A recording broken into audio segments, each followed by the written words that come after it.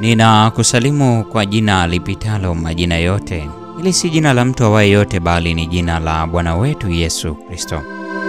Karibu katika mfululizo wa masomo ya mwongozo wa kujifunza Biblia. Hii ni robo ya 4 ya mwaka wa 2025. Robo tunayojifunza mafundisho ya imani kutoka kwa Yoshua. Na juma hili tunaenda kuliangazia somo la 4. Somo linalosema pambano linalosababisha mapambano yote. Hii ni kwa ajili ya Oktoba 18 hadi 24. Leo ni Oktoba 18, Sabato mchana.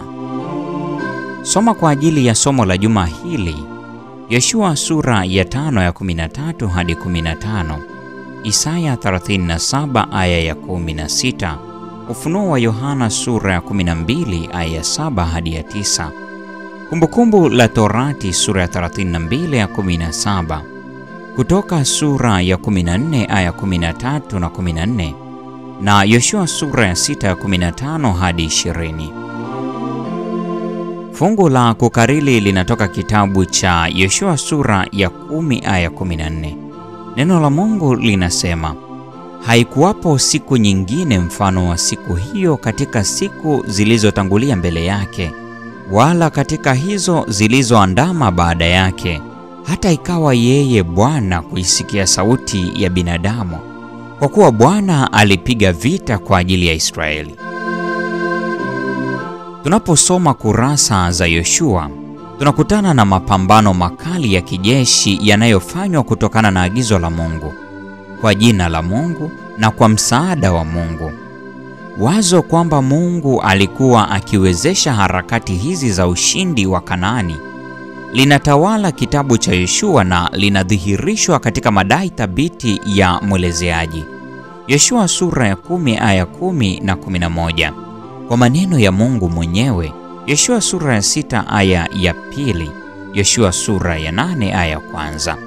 Kwenye hotuba za Yoshua katika Yoshua sura ya 4 aya 23 na 24, na Yoshua sura ya 8 aya ya 7. Rahabu, Yoshua sura ya 2 aya ya 10. Wapelelezi, Yoshua sura ya 2 aya 24, na watu wenyewe katika Yoshua sura ile ya 24 aya 18. Mungu anadai kuwa mwanzilishi wa mapambano haya makali.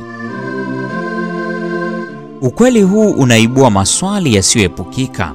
Tunawezaje kuelewa kwamba watu walio wateule wa Mungu walifanya mambo ya namna hii nyakati za Agano la Kale?